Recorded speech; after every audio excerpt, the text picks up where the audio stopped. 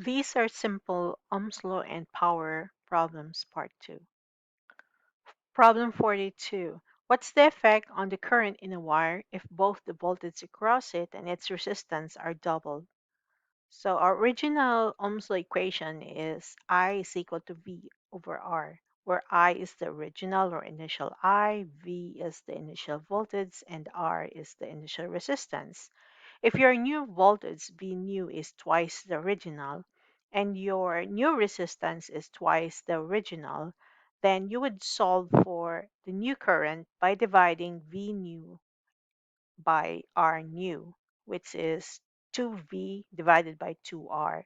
So your equation reduces to I, which was the original current anyway. Therefore, the new current is the same as before when you double the voltage and the resistance.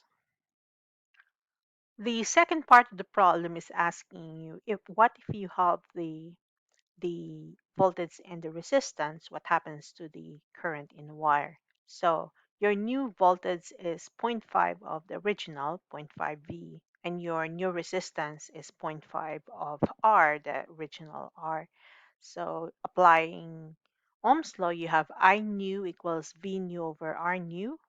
You're essentially dividing zero point 0.5 volts by or zero point 0.5 V by zero point 0.5 R to end up with I. Therefore, the new current is the same as before.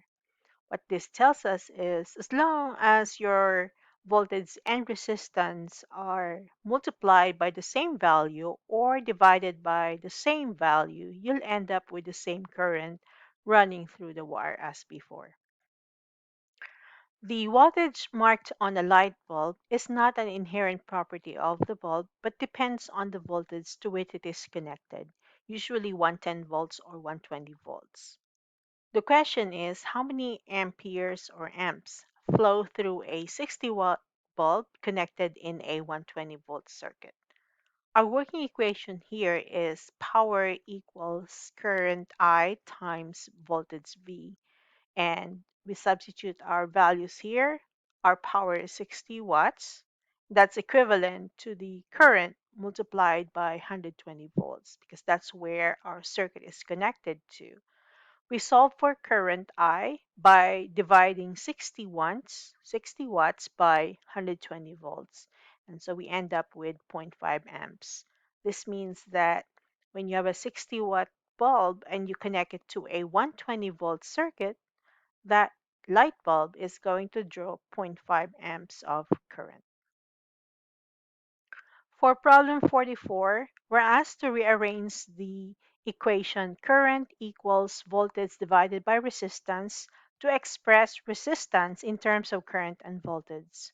So we'll start with that. Here is Ohm's law, I is equal to V over R, and it follows that resistance is V over I.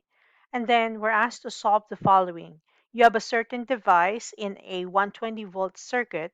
It has a current rating of 20 amps. What is the resistance of the device? So it's the same as being asked how many ohms are there.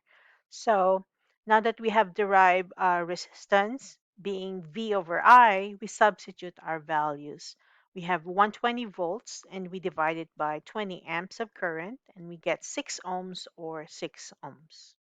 So here is the unit in words and here is the unit ohms in symbols.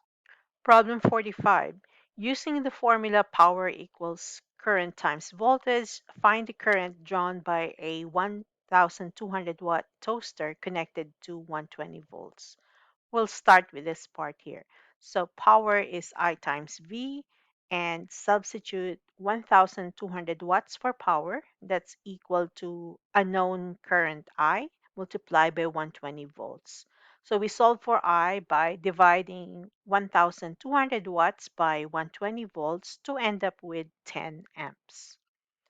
The second part of the problem is then using the method from the preceding problem show that the resistance of the toaster is 12 ohms.